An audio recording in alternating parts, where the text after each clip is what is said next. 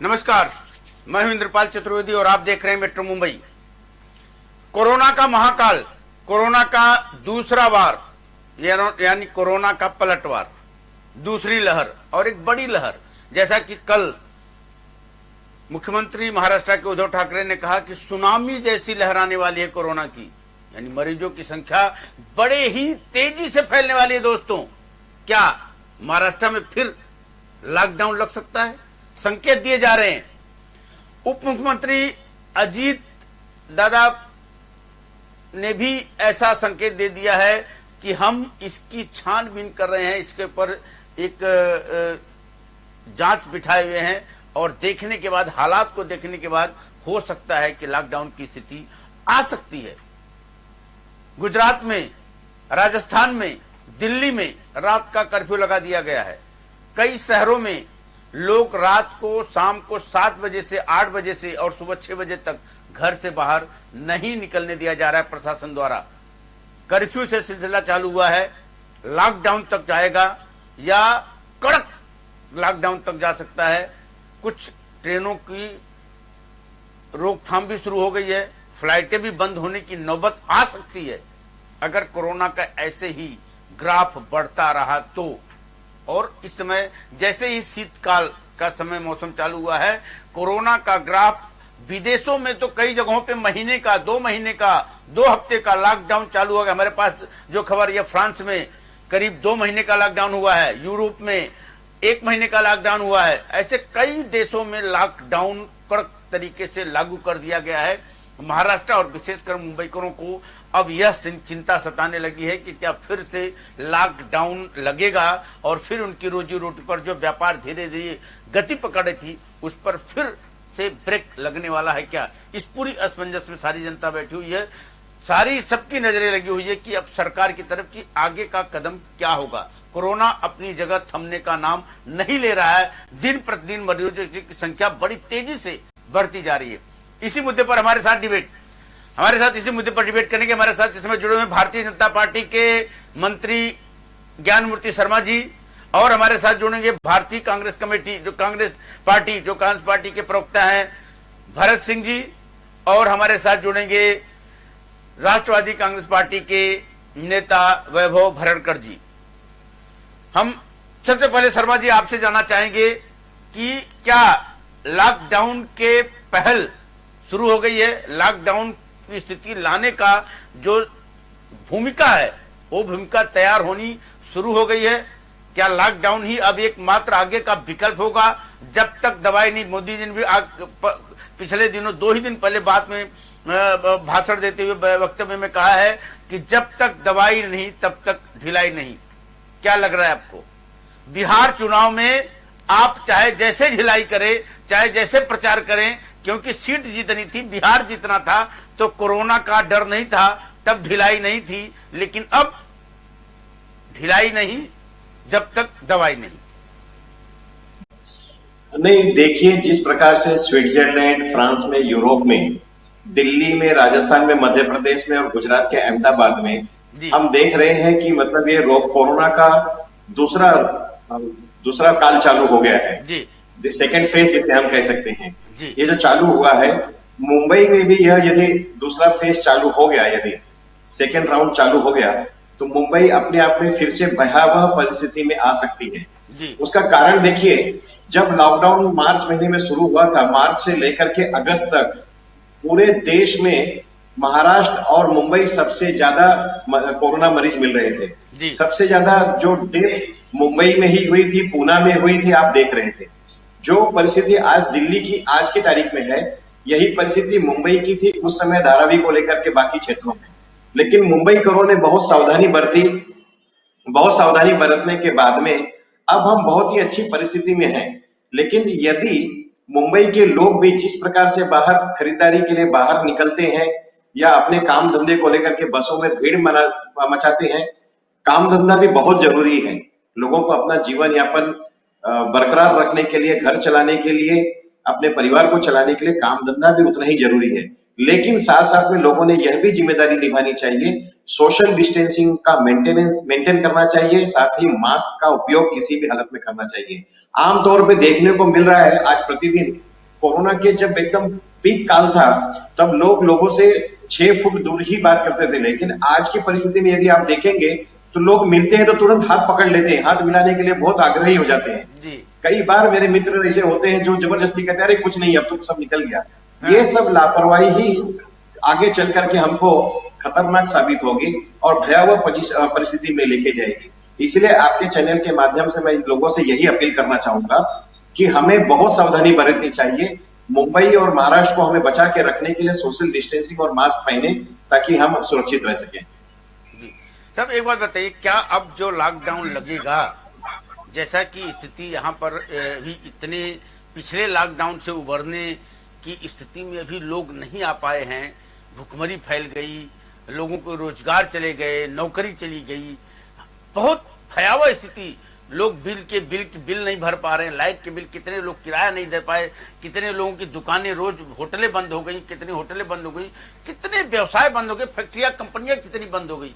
क्या फिर लॉकडाउन लगेगा साहब तो उस स्थिति से फिर उभर पाएंगे लोग? डबल मार के ऊपर मार, सरकार कुछ नहीं कर पा रही है। क्योंकि अभी तक लोग, आम जनता का हो चाहे कितने भी अच्छे घर के लोग या जिनके पास में पूंजीपति रखी थी, ऐसे लोगों की भी परिस्थिति बहुत खराब हो चुकी है जी। अब अगर दूसरा लॉकडाउन लगेगा तो आम आदमी का जीना दुभर हो जाएगा, उनको सस्टेन करना बहुत भारी पड़ेगा जी। इसी बात को ध्यान में रखते हुए सभी लोगों के पास में एकमात्र अच्छा उपाय, अच्छी दवा है सोशल डिस्टेंसिंग और मास्क का उपयोग या और सैनिटाइजर का उपयोग करना। यदि हम सब लोग यहाँ करते हुए अपने काम धंधे को करें, अपने व्यवसाय को करें, तो मुझे लगता है हम सुरक्षित भी रहेंगे, अपना व्यवसाय भी चलाते रहेंगे। लेकिन जरा सी भी लापरवाही की तो बड़ी दुर्घटना हो सकती है।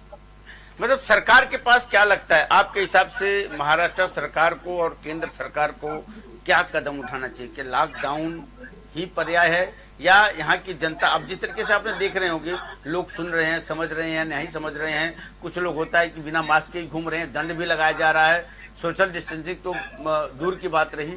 क्या ऐसी स्थिति में क्या लॉकडाउन ही एक विकल्प बचता है सरकार के पास, या अपनी स्थिति को देखते हुए लोग इस पर ध्यान देंगे और जनता को समझाएगी, जनता को सबक सिखाए, जनता को सोशल डिस्टेंसिंग बताए?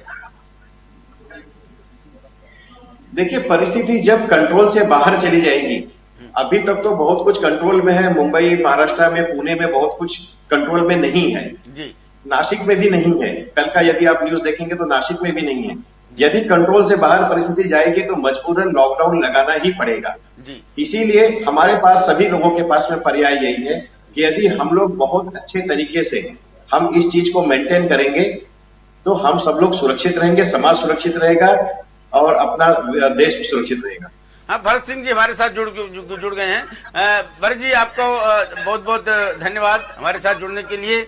हम सबसे पहले आपसे पूछना चाहेंगे, स्वाइन फ्लू का एक दौर आया था जब यहाँ पर एक महामारी फैली थी, लोग मास्क लगा के घूम रहे थे और मास्क कंपलसरी किया गया था। उस समय केंद्र में कांग्रेस की सरकार थी, लेकिन स्वाइन फ्लू लोगों को अपनी चपेट में नहीं ले पाया। लेकिन कोरोना क्यों चपेट में लेते चले जा रहा है? स्वाइन फ्लू भी एक महामारी आई थी, उससे लोग बीमार हो रहे थे, मर रहे थे, ऐसी बहुत बड़ी महामारी आई। क्या कहीं सरकार के रवैये में कहीं अंतर दिखाई दे रहा है? नमस्कार। सरकार के रवैये में अंतर तो बहुत दिख रहा है जी।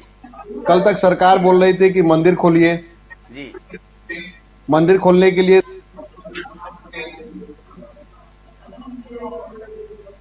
जी कि नहीं जी, अभी रुकिए, अभी स्थिति सही नहीं है, जब सही हो जाएगी तो सब खुल जाएगा जी। लेकिन बीजेपी मान नहीं रही थी, बोले कि आप राजनीति कर रहे हैं, आप हमारे मंदिर को नहीं खोल रहे हैं, हमारे भगवान को नहीं खोल रहे हैं। बिल्कुल सही। हम भी भगवान को मानते हैं जी। हम भी हिंदू हैं, हमारी भी आस्था भगवान में है, राम में है। लेकिन आज स्थिति जो दिल्ली की आप देख रहे हैं चतुर्वेदी जी, क्या दिल्ली की भयावह स्थिति हो गई है? जो उन्हें थोड़ी सी ढिलाई दी थी, वो ढिलाई की वजह से आज दिल्ली की स्थिति इतनी खराब हो गई है जी। उसी प्रकार से हमको पता था, हमें समझ में आ रहा था कि अगर हम ढिलाई देंगे तो क्या स्थिति होगी मुंबई की। जो सबसे ज्यादा मुंबई में केसेस स्टार्ट से शुरू हुए थे आज सबसे ज्यादा कंट्रोल मुंबई में है, और वो उसकी वजह है हमारे सरकार का जो एक्शन था, हमने जो एक्शन लिया, हमने कड़ाई बरती, और उसी का नतीजा था कि आज जो है हमारे मुंबई में, महाराष्ट्र में अब जो है कंट्रोल में आया हुआ है। फिर भी हम इस पर ढिलाई नहीं बरतना चाहते हैं। अभी जो दिवाली गया है और बाकी जो त्योहार गए हैं उसमें थोड़ा ढिलाई जो दिए थे, अभी हम उसका सर्वेक्षण कर रहे हैं, हम परीक्षण कर रहे हैं कि आने वाले 1-2 हफ्तों में क्या पोजीशन होता है, उसके बाद अगला स्टेप हम लेंगे। जी शर्मा जी इंद्रपाल जी, भरत जी से मैं पूछना चाहता हूं, दिनों पहले आप लोगों का मोर्चा निकल रहा था, मंदिर खोलने के ऊपर आपने वाहवाही लूटी थी कि हमारे घुटने टेक दिए हमारे आंदोलन पर। अब आप बोल रहे हैं कि दवाई नहीं तो ढिलाई नहीं। इनका श्रेय भी ले रहे थे कि हमने खुलवाया। सुन लीजिए, ये कांग्रेस वालों की आदत सी है कि यदि बुराई की बात रहेगी तो ये कभी एक्सेप्ट नहीं करेंगे कि हाँ हमारे वजह से हुई या हमने किया, लेकिन अच्छाई जब दिखती है तो ये छाती पीट पीट के चिल्लाते हैं कि हमने किया। हाँ, मंदिर खोलने का जहां तक का मुद्दा है, मंदिर बेशक खोला गया, लेकिन उसके साथ में उसके नियम बनाए गए कि सिर्फ 50 लोग ही अंदर जा पाएंगे। आरती के समय किस तरीके से आरती की जाएगी, सोशल डिस्टेंसिंग का पूरा पालन किया जाएगा, कोई चढ़ावा नहीं चढ़ाया जाएगा, इन सब चीजों का पालन किया गया है। मुझे भरत जी से पूछना है, जब आपने शराब की दुकानों को परमिशन दी तब आपको ये सब चीजों का ख्याल नहीं आया? आप कहते हो कि दारू से कोरोना नहीं फैला है, मंदिर से फैला है।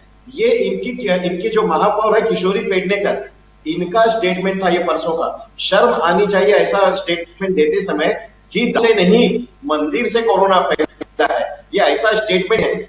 मैं इन कांग्रेस के लोगों को कहता हूं, अभी समय है, थोड़ा तो अपने दिमाग का उपयोग करिए भाई साहब। भरत सिंह जी, मंदिर से नहीं, शर्मा जी का कहना है कि कोरोना मंदिर से, जो जैसा कांग्रेस बोल रही है, सरकार बोल रही है महाराष्ट्र की कि मंदिर से कोरोना बढ़ा है, जाम से नहीं, दारू से नहीं, शराब से नहीं। पहली बात तो मैं आपको बताना चाहूंगा कि सरकार का, किसी भी मंत्री का या सरकार का ये बयान नहीं आया है कि मंदिर खोलने से कोरोना बढ़ा है।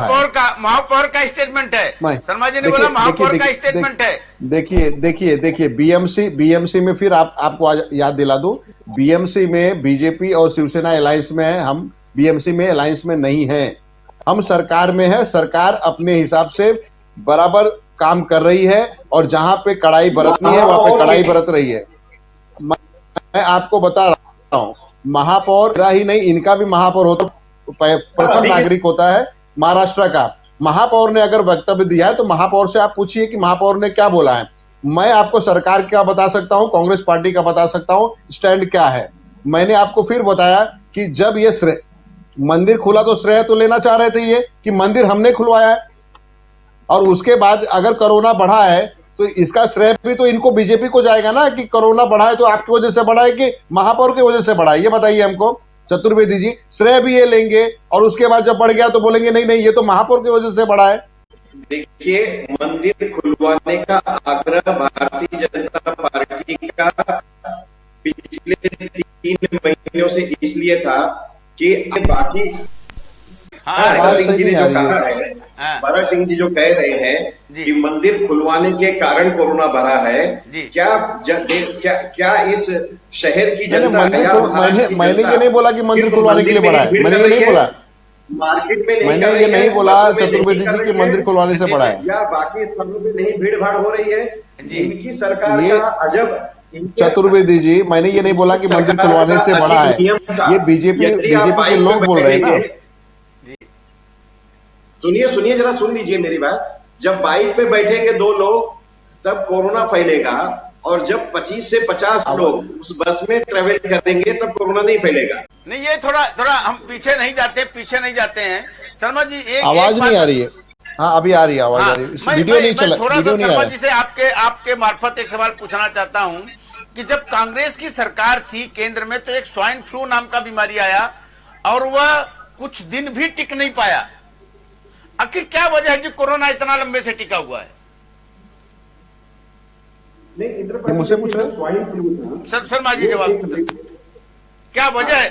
जो स्वाइन फ्लू था वो विशेष करके जानवरों के द्वारा फैला जाता था जी, और वो और वो सर्दी जुकाम हुए व्यक्ति उसका भी सिम्टम्स कोरोना के जैसे ही हुआ करता था, लेकिन वो जानवर के द्वारा फैलने वाला एक ये बीमारी की बुखार था। मनमोहन सिंह ने ताली नहीं बजवाया था। ये बता रहा हूँ भाई साहब, आप लोगों को ना ये कभी समझ में नहीं आएगा कि थाली क्यों बजवाई गई। थाली बजाने से कोरोना भगाने को नहीं किया गया था। जो कोरोना के वॉरियर्स थे, जो कोरोना के फाइटर्स थे, उन लोगों का मनोबल बढ़ाने के लिए किया गया था। आप लोगों को शर्म आनी चाहिए कि आप लोग हमेशा उसका मजाक उड़ाते हो। आप लोगों को तो पुलवामा के अटैक में भी मजाक दिख रहा था, उसका भी पोल हो गया। नहीं चतुर्वेदी जी, हमने स्वाइन फ्लू को कंट्रोल में लाया क्योंकि हमारे पास मनमोहन सिंह थे। मनमोहन सिंह जी थे, इसलिए हमने कंट्रोल में लाया। इनके पास मोदी जी है जो अनकंट्रोल हो गए। मोदी जी जो है जो अनकंट्रोल हो गए हैं। एक तो खुद भी कंट्रोल में नहीं आ रहे हैं और कोरोना को भी कंट्रोल में नहीं ला रहे हैं। बहुत अच्छा कहा। एक मनमोहन सिंह जी को बराबर जवाब दीजिए शर्मा जी। उस मनमोहन सिंह और मोदी जी में क्या अंतर देख लीजिए। मनमोहन सिंह और मोदी जी में क्या अंतर है देख लीजिए। हाँ जी, शर्मा जी ने नस पकड़ लिया है आपकी। शर्मा जी बोलिए ना, बोलिए क्या बोले, आवाज नहीं आ रही आपकी। हाँ शर्मा जी कुछ बोल नहीं पा रहे हैं। शर्मा जी कैसे बोलेंगे, कैसे बोलेंगे आप समझिए कि जो भाई वो इस समय बीजेपी में मोदी जी अनकंट्रोल हैं और हमारे पार्टी में मनमोहन सिंह ने सबको कंट्रोल में करके रखा था। नहीं बता रहा हूँ, वो अनकंट्रोल है इस समय। बीजेपी के ऊपर अनकंट्रोल हो गए हैं। बीजेपी के ऊपर अनकंट्रोल हो गए हैं। पहले यहाँ पे उद्धव जी को परेशान किए, अब जाके नीतीश कुमार को परेशान कर रहे हैं। देखिए 10 साल क्या सारा देश में देखिए चतुर्वेदी जी, एक समझ लीजिए कि मोदी जी धीरे धीरे सबका पत्ता काटते हैं, अपने अलायंस वालों का पत्ता काटते हैं। यहाँ पे उद्धव जी का उन्होंने पत्ता काटना चाहा, फिर उसके बाद धीरे से लगा दिया चिराग पासवान को पत्ता काटने के लिए। तो ये अनकंट्रोल है और ये अनकंट्रोल है तो कोरोना भी अनकंट्रोल हो गया है। वैभव जी मेरी आवाज आ रही है? वैभव जी का थोड़ा वैभव जी को थोड़ा सा डिबेट का हिस्सा बनाते हैं। शर्मा जी हम आपके पास आएंगे। वैभव जी देखिए, बात चल रही है कि मनमोहन सिंह ने स्वाइन फ्लू को कंट्रोल कर दिया, लेकिन मोदी जी कोरोना को कंट्रोल नहीं कर पा रहे हैं। क्या बात है?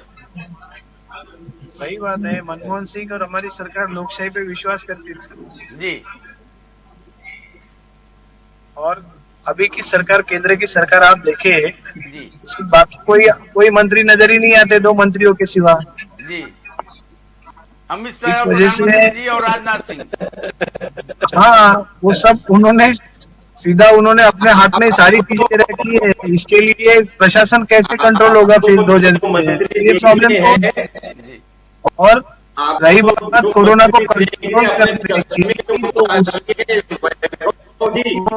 कंट्रोल करने की बात रही, तो उसपे इंटरेस्टेड ही नहीं है लोग। सेंट्रल से किस तरीके से कौन सी कदम सेंट्रल उठा रहा है, जिस पालिका काम कर रही है उस तरह सेंटर कहाँ काम कर रहा है? उन पालिकाओं को, उनकी राज्य शासन को जिस तरीके से उन्हें मदद करना चाहिए, जैसे कोऑपरेट करना चाहिए, आप कहाँ कर रहे हैं? शर्मा जी बताइए। शर्मा जी, महाराष्ट्र के मुख्यमंत्री उद्धव जी आते हैं, लोगों को सतर्क करके चले जाते हैं, और अजीत दादा अपना स्टेटमेंट देते हैं कि लॉकडाउन लग सकता है। हम इसके ऊपर पूरी ध्यान रख करके इसकी पूरी प्रक्रिया का एहतियात बरत रहे हैं। एहतियातन हम देखेंगे क्या डिसीजन आता है, क्या आगे का परिणाम आता है, उसके आधार पे हम लॉकडाउन की स्थिति आ सकती है। इंद्रपाल जी, मेरी आवाज आ रही है आपको? हाँ बोलिए, बराबर आ रही है आपकी। देखिए ऐसा है इंद्रपाल जी, महाराष्ट्र के लोगों को जी बोलिए। वैभव भरड़कर जी ने जो बात कही, मैं वो बात कहना चाहता हूँ। ये कह रहे हैं कि हमारी सरकार बहुत काम कर रही है।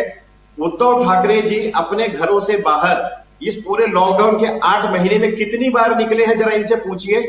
कितनी बार लोगों ने बाहर? ज्ञानमूर्ति जी, मैंने आपको बोलते समय डिस्टर्ब नहीं किया था। आप ये आप लोगों की समस्या यही है कि आप लोग सुन के रति नहीं रखते। जब हमारी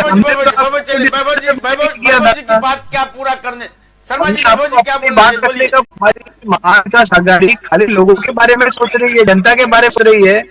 सबसे पहले धीरे धीरे जब हम लोग मंदिर खोलने में तो लेट हो रहा था, उसके लिए आपको ऑब्जेक्शन थे, आप मोर्चे कर रहे थे, आप आंदोलन कर रहे थे। अचानक में लॉकडाउन करना लोगों के लिए तकलीफ वाला काम हो जाएगा। शर्मा जी की आवाज दब गई है। वैभव जी, लॉकडाउन अगर दूसरा बार लगेगा तो देश की ये जनता का क्या हाल होगा? उस समय को कुछ लोगों ने आगे बढ़कर के लोगों की मदद करने के लिए आगे बढ़े। इस बार क्या होगा? इस बार जो निर्देश रहेंगे पुराने तरीके से कुछ ये आपको भी मालूम है, हमें भी मालूम है। जिस तरीके से पहला लॉकडाउन उस तरीके से अभी अगर फिर वैसे ही हुआ तो बहुत बड़ी आर्थिक समस्या हम सबके सामने खड़ी होने वाली है। इसलिए धीरे तरीके कुछ उसमें अलग तरीके से सरकार अपनी राय रखेगी, सरकार और नए नए निर्देश आपको जारी करेगी और वो लोगों के हित में होंगे। जी, लगता है आप ट्रेवलिंग कर रहे हैं इसलिए कहीं कहीं नेटवर्क गड़बड़ हो रहा है। भरत सिंह जी आप चलते चलते मैं सोच रहा हूँ आपसे कुछ राय ले लें। क्या लॉकडाउन अगर तगड़ा दोबारा फिर से लगा तो स्थिति ज्यादा गंभीर होने वाली है? नहीं, देखिए, तो हमारी सरकार का पूरी तरह से एक तरह से हम लोग किसी भी हाल में नहीं चाह रहे हैं कि लॉकडाउन लगे, क्योंकि जनता ने जो 8 महीने में जो सफर किया है वो दुख मतलब एक कहते हैं कि बहुत ही दुखदायी था। बिल्कुल।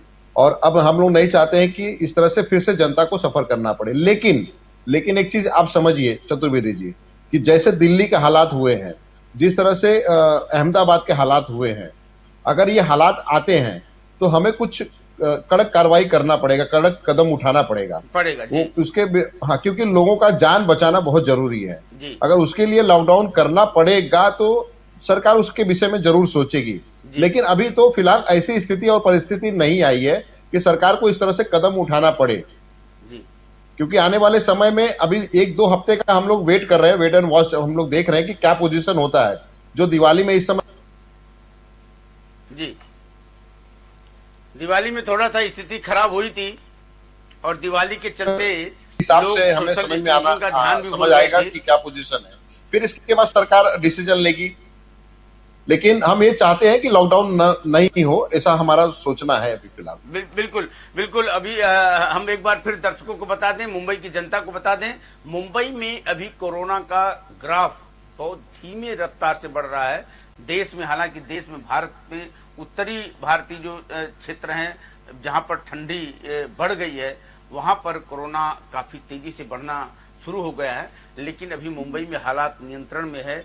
और अभी अगर हम ध्यान में रखते हुए सोशल डिस्टेंसिंग, सावधानी बरतते हुए एहतियात बरतेंगे तो हो सकता है कि हमारी सावधानी हमारे लिए कारगर साबित हो और हम अपना व्यापार और अपनी सुरक्षा, जीवन दोनों को बचा सकें।